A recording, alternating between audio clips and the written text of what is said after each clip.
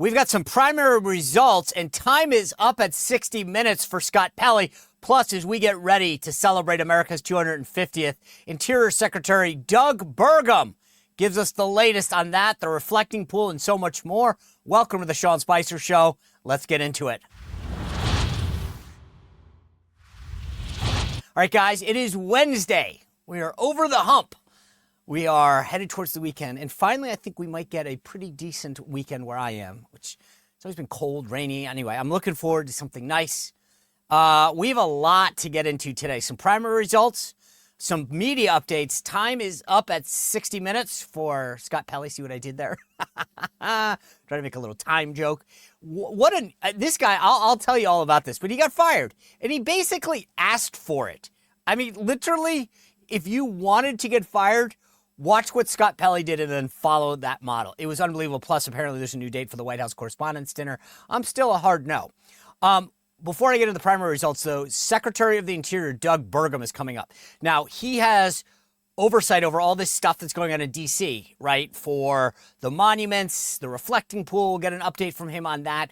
Plus, what we're doing for America's 250, plus helping permitting reform and so much more to get us more energy independent, because there's a bunch of stuff that we could be doing that he is leading on to make us more energy efficient, more energy effective, opening up federal lands. And then I got to tell you, I got a pet peeve. I hate these stupid wind farms. I hate them. They look bad. They all make a bunch of liberals feel good, but they don't do anything. And I need to ask them about wind farms. I don't know if you care as much as I do. They're disgusting. They literally do nothing but make liberals feel good that they've got a wind farm. And they, oh, there's a windmill. How many times is a wind? I mean, we've seen. Anyway, I'm going to get into it with him because I love this thing. All right, let me get into the primary results for you. I wish I had a better update. I could say they're final, but California apparently doesn't know how to count votes because they push everyone to vote by mail. You don't have to have them in by Election Day. So this is where I think we're at. I'll give you the latest. In the race for California governor, I said this the last couple of days, and I was right. The polls were not close. Steve Hilton is just under 30% right now. He was number one. Now, we'll see when all these mail-in votes come in. Because who do you think votes by mail? All the lefties. So we'll see. But no one had him out in front, and apparently the people who voted did. Javier Becerra, the former Attorney General, member of Congress, and horrible HHS Secretary. And by the way, just a personal note on this, because I wrote this in my book about Biden, Radical Nation. For all the crap that they give Bobby Kennedy about not being a doctor, Javier Becerra was the HHS secretary under Biden. He was a trial attorney, an ambulance chaser, and that somehow qualified him to be HHS secretary. No one had a problem with him, by the way. He screwed up so much stuff, and no one loves to talk about that. Anyway, he is now probably going to be the next governor of California. Tom Steyer proved that $200 million of your own money can't even buy you second place. He came in second, and Chad Bianco in fourth place at about 11%. I hate to be the bearer of bad news. We're not going to win this. We're not going to win it. The only way that I can be proved wrong is Steve Hilton needs to show he can raise a boatload of money real quick. California is huge, geographically, massive, expensive media markets. I don't mean to be a Debbie Downer, but I'm just telling you, I would have rather had the two Dems go at it and tear the bark off each other and had millions and millions of Tom Steyer money going at Javier Becerra and then the establishment fighting back. And it would have been much better to let them have this civil war. Instead, they'll coalesce behind Becerra and whatever. In the L.A. mayor's race, Karen Bass came out with about 34% of the vote, which is interesting because that shows that 70% didn't. Spencer Pratt in a strong second place, around 30%. And then the council member, who's just a wackadoodle to the far left, got about 20. If you add those three up, they're about that gets you about 85%. The reason I'm doing that, though, is that another 15. It's not good for Karen Bass, okay?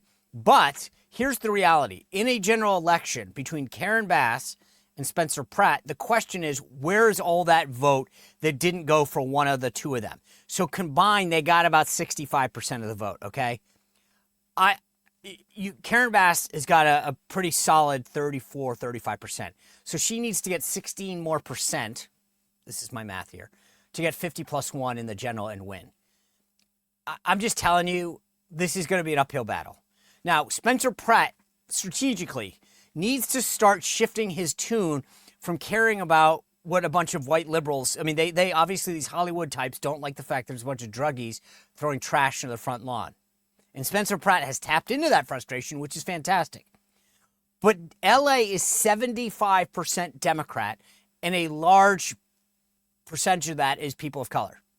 His message is resonating with a bunch of white Hollywood liberals who are pissed off at the system, and rightly so. He needs to open that aperture and really start reaching out to the working class of LA as well. But as I said, Karen Bass is ostensibly 15 points away from getting what she needs to get 50.1. And as I said, this Rahman city councilwoman, the progressive, she's far to the left. So assume that a good chunk of hers goes to Bass, and a bunch of the other, 20% that didn't vote for any of these guys. Again, if she gets a decent amount of this, just a fraction, Bass wins. So Pratt has to actually run a real campaign now. The viral videos got you to number 2 in the runoff. Now you got to actually do a voter ID program, go out and identify working class Democrats that are pissed off. All right, that's my say on California. In Iowa, interesting. On the Republican side, Trump had endorsed very late last week Randy Feenstra, a Republican member of Congress, who a lot of people said ran a shoddy campaign. He barely lost to Zach Lawn, who is the Maha endorsed candidate. In fact, Turning Point USA and Charlie Kirk, prior to his passing, had endorsed Zach Lawn. He is the Maha thing, and Tony Lyons, the co-president of the Maha PAC, put out a statement congratulating Zach Lawn, the likely future Maha governor of Iowa. Thanks to the courage and leadership of President Trump, Secretary Kennedy, the Maha movement is alive and strong. Here's why this is important. Some people in the media are saying, well, Trump's endorsed candidate, Randy Feenstra, lost. Technically, that's true.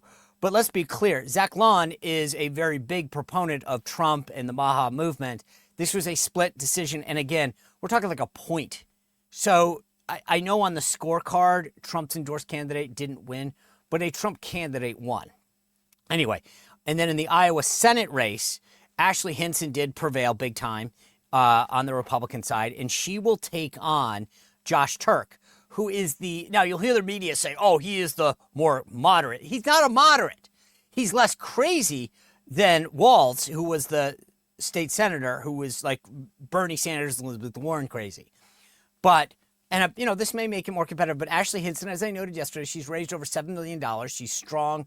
She's been endorsed by everyone. She's run a good campaign. She's a solid member of Congress. I don't feel this thing being the big problem that everyone else has. So anyway, before I bring in Secretary of the Interior Doug Burgum, tomorrow we got an amazing panel. Tim Rice from the Daily Wire, Emily Sturge, Amber Duke are all here. And then on Friday, the Majority Whip, Tom Emmer of Minnesota, and Dave Rubin will both be here. So we got a great lineup. And then next week we got some surprise guests as well. So keep doing that. One more day of my deal for Trump 2.0, by the way. If you are interested in getting it signed, I got to get these out.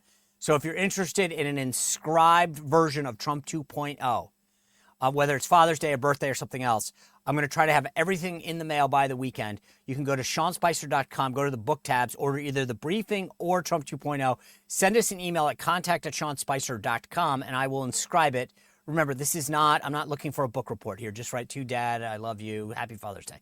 It's quick. I'll send it out to you. Hopefully you get it in the next few days. But this is the last couple of days. So you go there, go to SeanSpicer.com, purchase the book that you want, and then send the inscription to contact@SeanSpicer.com. All right, without further ado, let's get ready to talk America 250 with the Secretary of the Interior and the former 33rd Governor of North Dakota, Doug Burgum.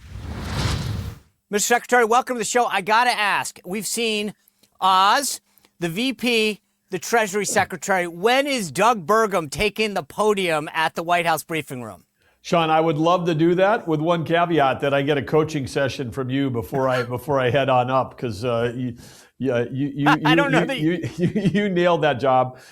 You were fantastic, and I would love to do it. I would love to have. Of course, you'd be great. I'll tell you what, I think you might want to talk to Sarah. I told Oz yesterday, I said, stay away from crowds. I text, no, that's my advice. And then I told the vice president the other day. Anyway, you'll be just fine. You've got command. Let's move on to some of the other stuff. I want to get to the birthday and everything that's going on. Can you just give us a quick update on the Kennedy Center status? Like, where are we with the naming and the renovation of the Trump Kennedy Center? Well, of all the things in D.C., the one thing that's not directly under the purview of the Department of Interior and the National Park Service is the Kennedy Center, but I am familiar with that from an adjacent standpoint. We are in charge of the roads and everything that go around the Kennedy Center. But, of course, like most things in D.C., President Trump, took office. This thing 16 months ago, this thing was in complete disrepair. This President Trump, literally the best builder we've ever had in the presidency of all of our presidents, the most experienced on construction of complex, large commercial projects like the Kennedy Center, and structural issues, parking ramp issues, HVAC as in heating, ventilating, air conditioning, serious issues. This stuff, it needed to be shut down to be able to do this complete renovation. President Trump said, hey, I will raise the money to fix this thing up. I will personally bring this back to be not just beautiful, but also profitable. These performing arts centers that are owned by governments around the country, all of them generally lose lots of money. This was losing records amounts of money. He said, I'll go do this. And of course, he had already started raising tens of millions of dollars. And then the board, independent of him, said, let's add his name to the Trump Kennedy Center, not taking anything away. But if this is the rebirth of it under President Trump, his leadership, his fundraising, his work, all seemed like a natural thing. And then a judge comes along who, as you know, his wife is actively involved in not just Democratic politics, but deeply involved in all things that have been attacking President Trump over the last 10 years. So he could have said, hey, I've got a conflict. I live in the same house with someone whose job is to attack the president. Maybe I should sit this one out and hand it to another judge. But he ruled not only that the name had to be removed within a certain number of days, but also that it couldn't be shut down. So he's basically saying, you can't repair it. You can't do the things that need to be done, and stop raising money for it. So President Trump, he put out a truth last week. I happened to be in the Oval Office when he was writing it, and just said, hey, I'm handing this back to Congress. They can figure it out. He's got plenty of other things he can do, around the world, around the country, with our national parks, with the National Mall. And he's doing a fantastic job. And anything he touches, like the reflecting pool, he's getting it done in a fraction of the time for a fraction of the cost, and it's going to be amazing. Fixing things that, like under the Obama administration, it was closed. The reflecting pool was closed for 2 years. They spent $35 million. And then 2 weeks after it came out, read the New York Times archived article from 2012. It didn't work. It was leaking and filled with algae within 2 weeks of when they reopened it. So, President Trump, he'll do it right. It'll be beautiful. So I just went down there the other day. You've got some fencing up around it. I saw you guys do a tour of it, brought the president down. What's the status of the reflecting pool? When will it be open, and what will it look like when we see it unveiled again? Well, it is just days away from being refilled.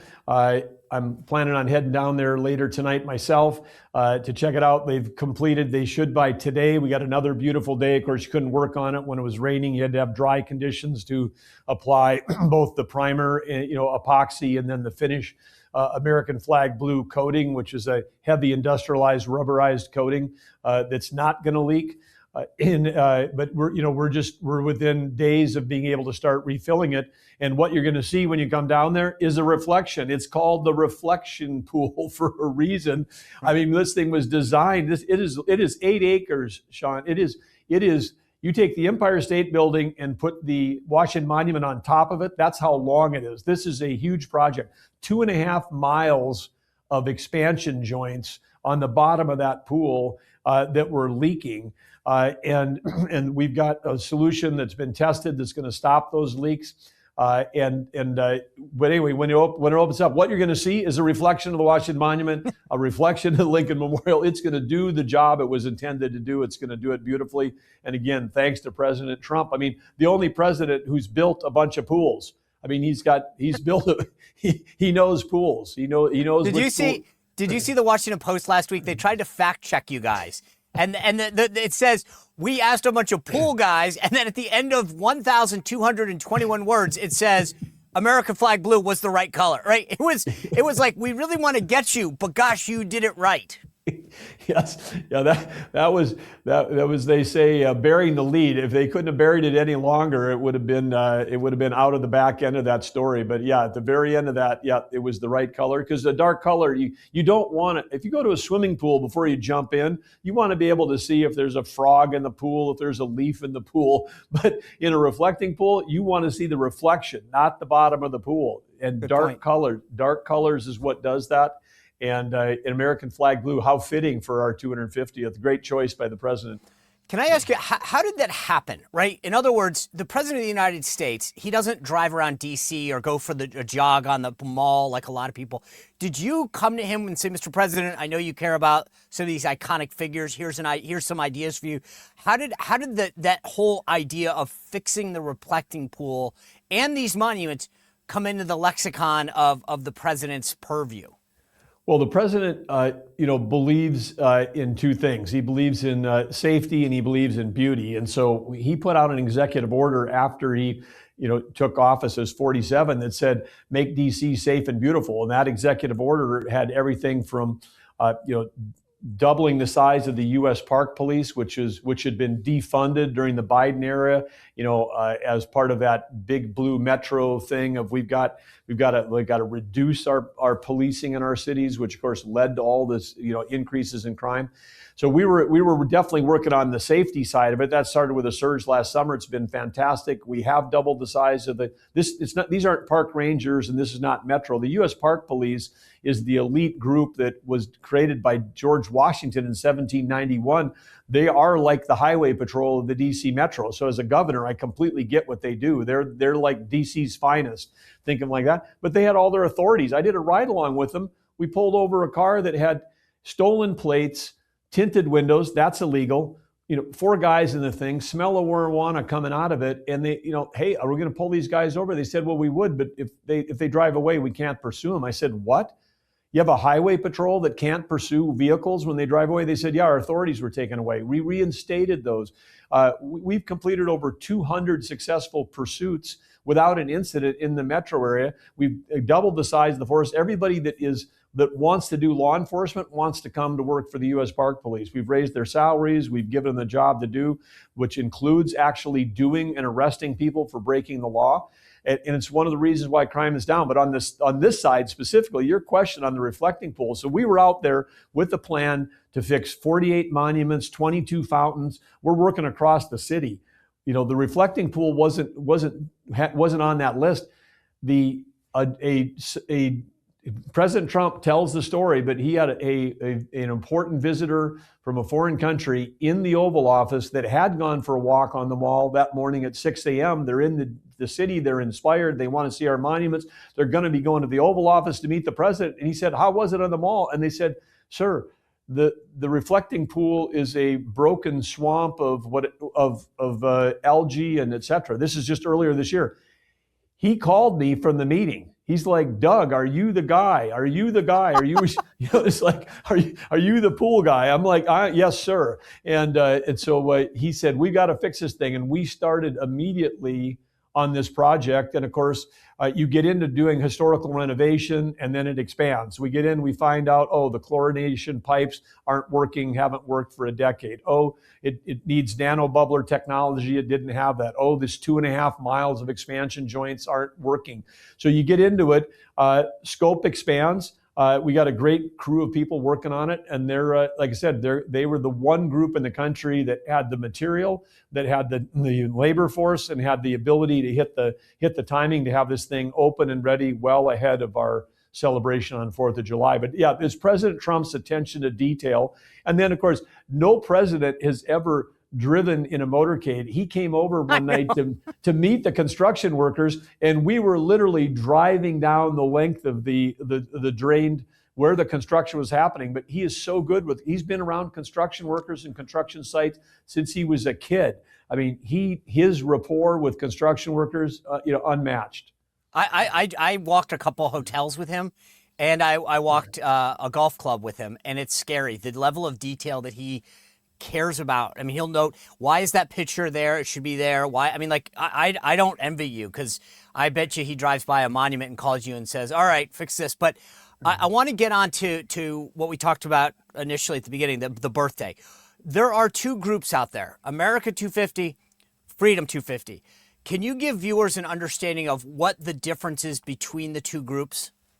Well, America 250 was started, I think, almost 10 years ago, commissioned by Congress. They've done a great things, lined up sponsors, have their logo out there, doing a number of things. And so this is not an or, this is an and. President Trump said, wow, we have so many things that we could do in addition to what America 250 was doing. And he was confident, again, with President Trump behind it, to go raising money from the private sector to go get stuff done. And so there's been a layer of Freedom 250 events put on top of that, which include like the IndyCar races, around here. I mean, wow, you've been stuck in traffic before on Pennsylvania Avenue, and, come and watch cars going 200 miles an hour and getting from the Capitol to the White House in about 16 seconds. It's going to be amazing. Independence, Constitution, the most famous streets in America are going to be alive with IndyCar racing for 3 days. And it's free and open to the public. The National Mall is going to have all these, huge screens on it. We've got the 4th of July fireworks targeting the goal to have the largest fireworks display in the history of the world, not just the United States. The Great American State Fair on the mall, starting before the 4th of July, going through July 10th. Every state, every territory. I don't call them a booth. They're going to have we're building buildings on the mall. These structured white tents. Each state has been working. States bringing their own budgets to showcase their technology, their economic opportunities, their parks. So all of that's going to be very exciting. That's going on at the same time. But we got events going on all over the country, including in my home state of North Dakota, where the Theodore Roosevelt Presidential Library is opening over the 4th of July. Got Freedom 250 sponsorship, again, celebrating the guy that created U.S. Fish and Wildlife and helped expand our national park system, Bureau of Reclamation. We wouldn't have states like Arizona without Teddy Roosevelt saying, let's irrigate the deserts and let the deserts bloom.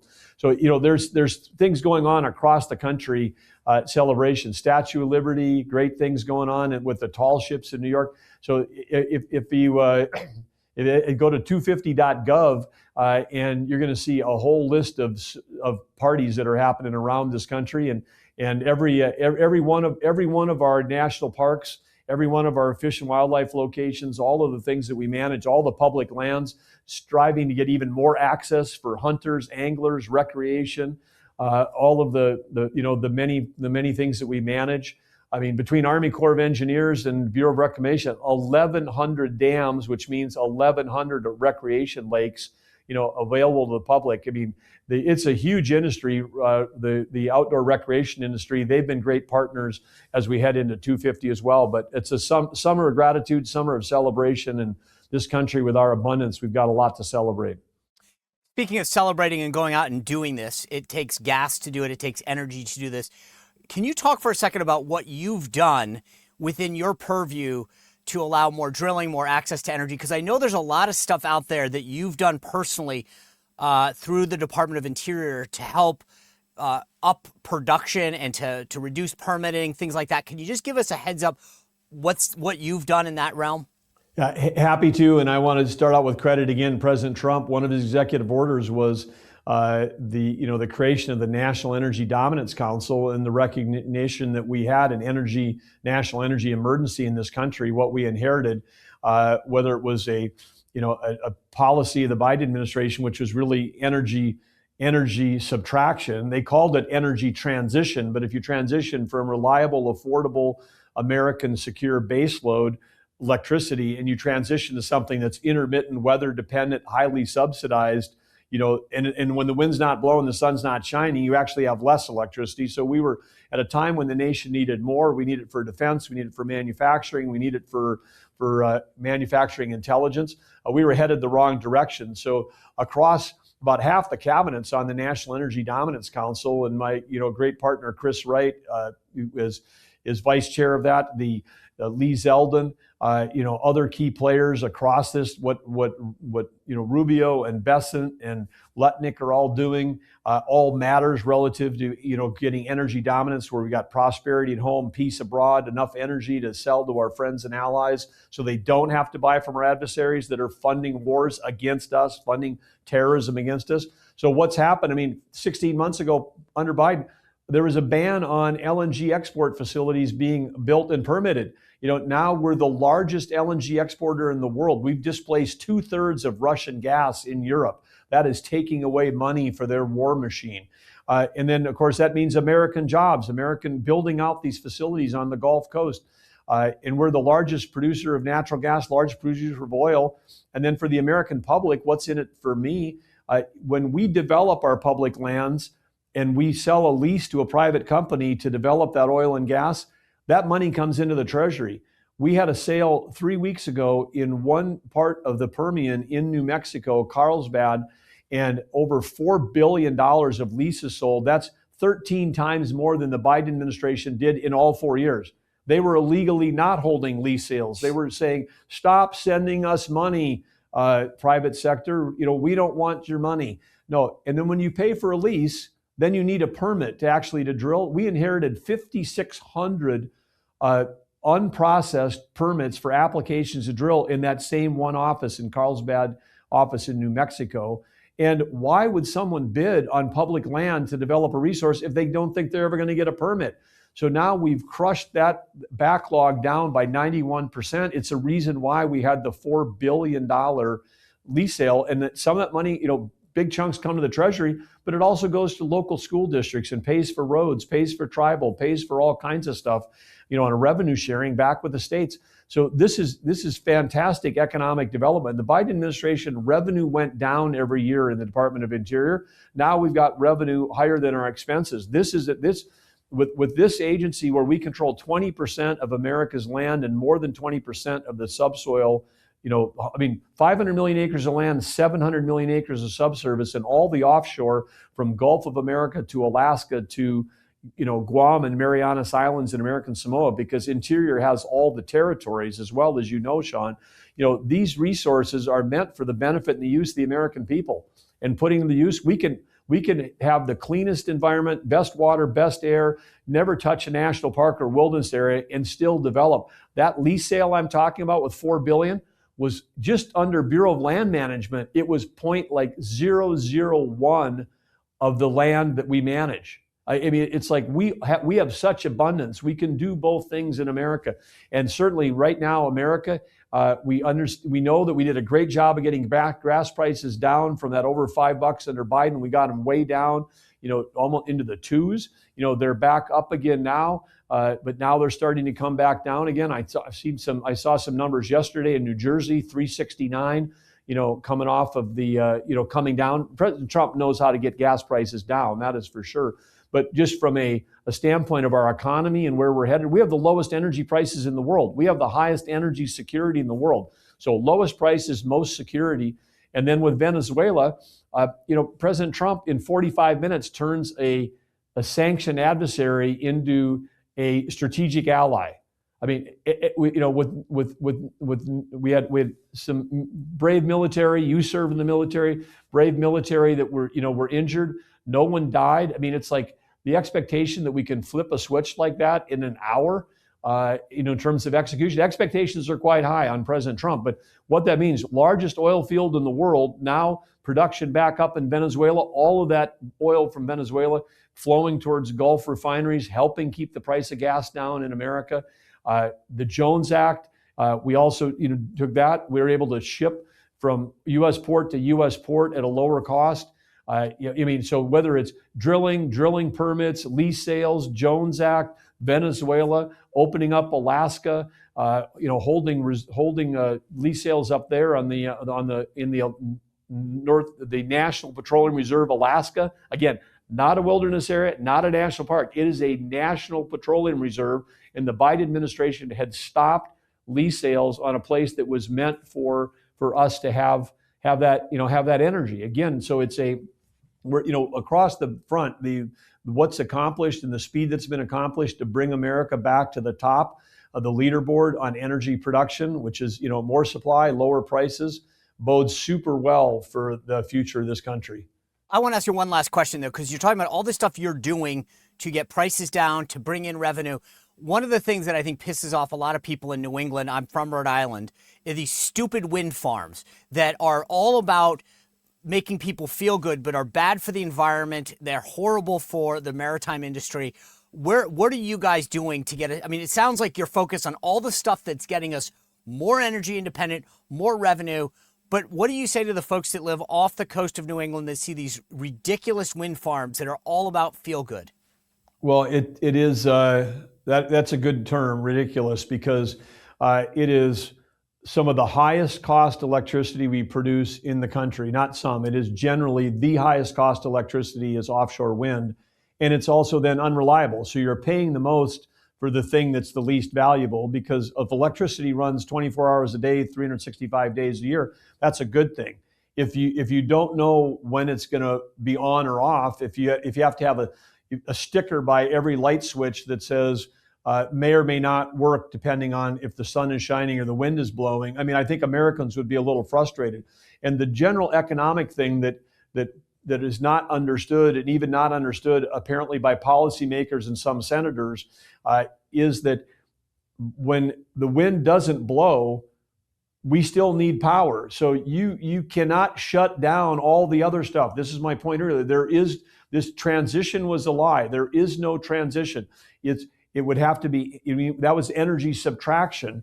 And it's a part of the reason why, if you take a look at who pays the highest electric prices in the country, it is the states that pursued this green fantasy. They're the ones with the highest prices. And now come along an industry called artificial intelligence, which is going to change every job, every company, every industry. It's already starting to solve and cure cancer. Just check out Mayo Clinic pancreatic cancer. It's already on the way to solving some of these things.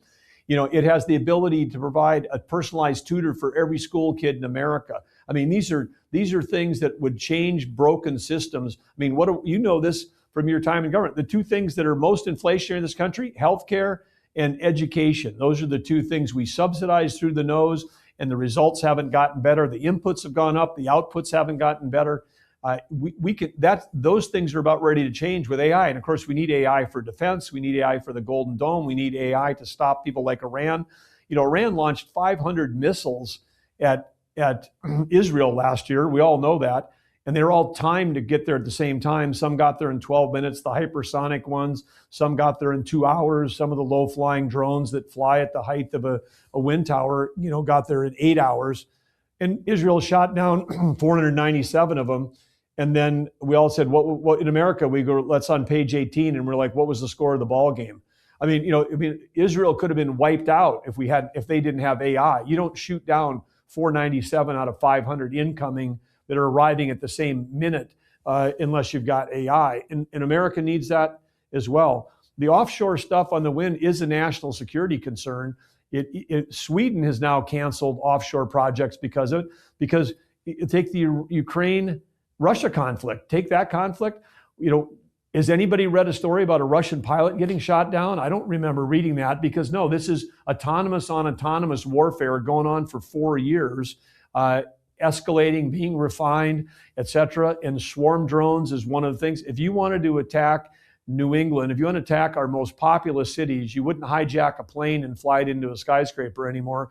You would launch a set of drones, and they would come through those wind farms, at our population centers, and we wouldn't know they were there until they came through the other side, because they're 600 feet high, those towers out in the ocean, taller than the Space Needle. And then the blades are 250 feet long, just one of them, and 83 meters. So you got that thing spinning at 100 miles an hour. It's radar interference. And then underwater, now we know that in the Strait of Hormuz, there's we've got autonomous drones operating underwater. If you have sonar interference, that affects that form of warfare as well. And so these are real national security risks. Secretary of War, put out a concern statement. We applied for injunctions for the 5 that are under construction in New England, the ones that are under construction, and 5 for 5 liberal judges ruled that we could not stop construction on them based on this thing. So there's 5 projects in America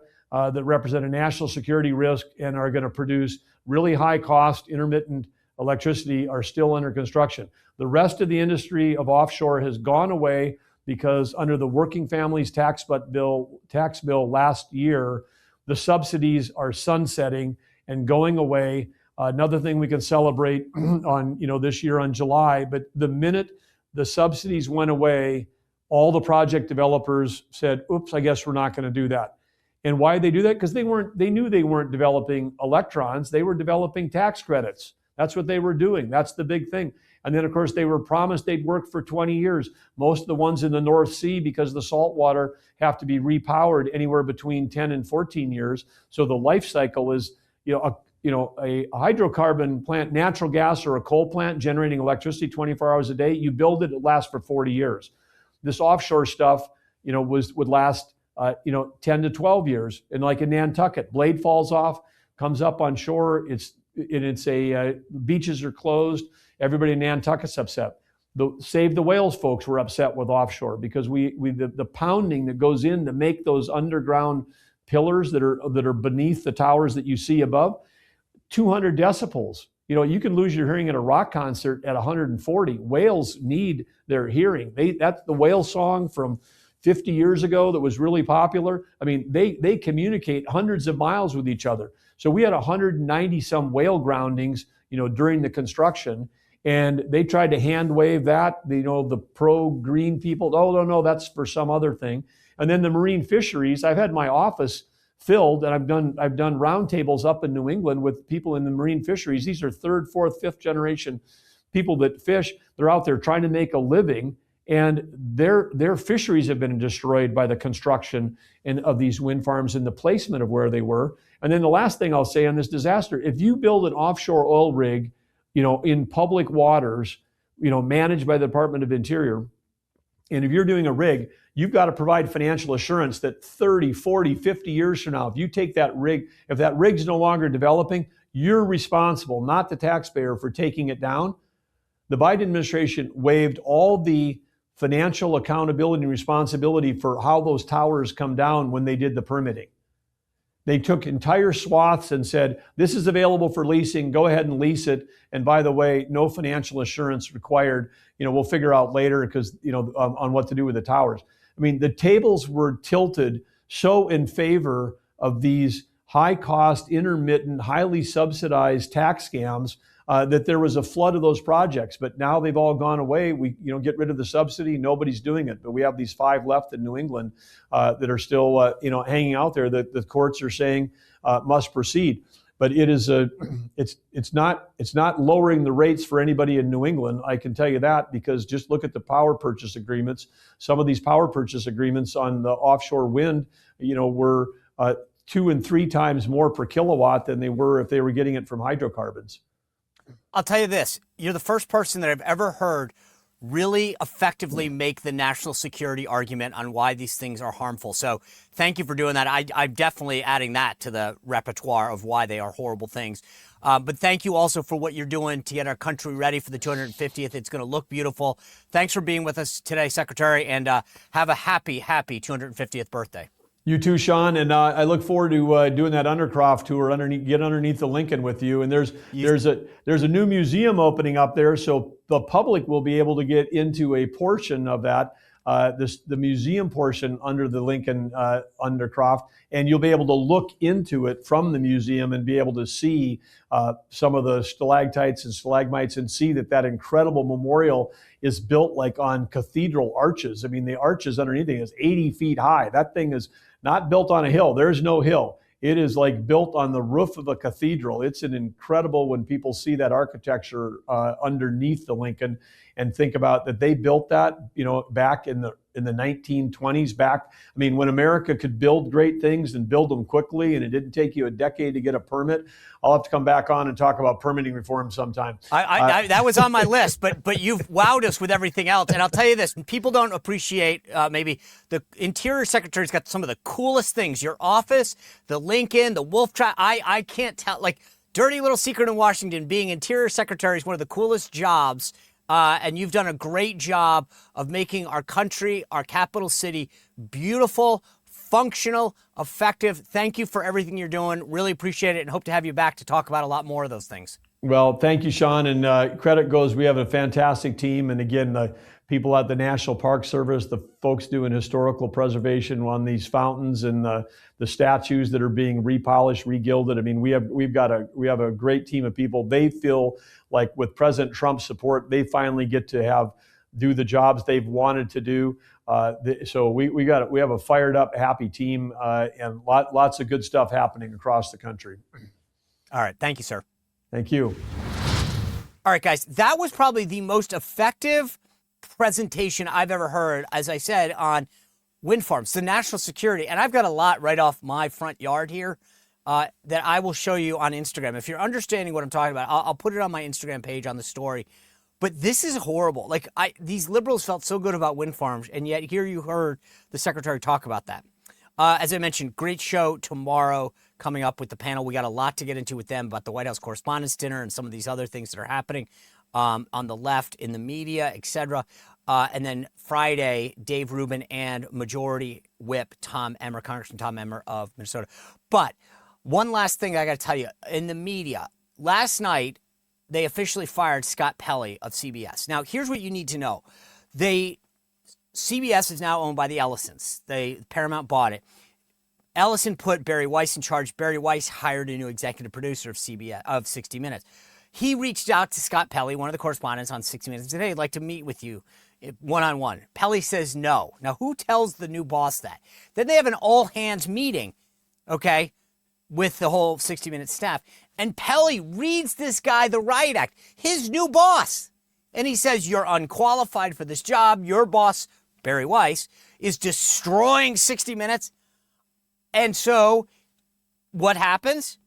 They put out a statement and fire his butt. They literally made it very clear.